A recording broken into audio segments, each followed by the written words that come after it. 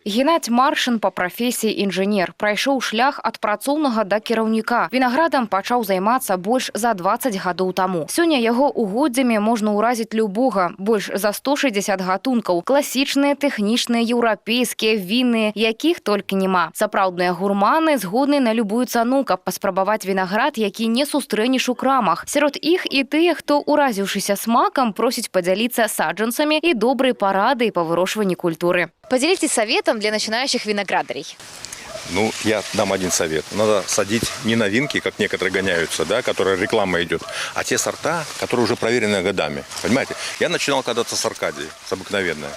Я получил такой урожай, от которого загорелся и продолжал заниматься этим делом.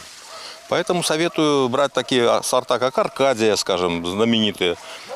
Тот же Атос, пусть будет он хоть и уже не новый, тот же Талисман. Это те сорта, которые годами уже у нас, и мы их не меняем.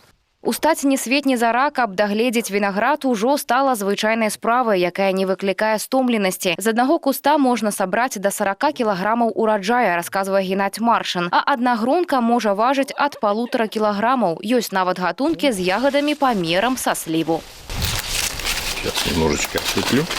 Гомельскі вінаградар са сваёй прадукцыяй шмат разоў быў пераможцам розных выстаў. Напрыклад, 2 гады таму ў конкурсе «Самая вялікая гронка» на фестывале «Вінаград Гомельшчыны» перамог вырашчаны ім вінаград гатунку «Божий дар». Адна гронка заважыла 4,5 кілаграмы.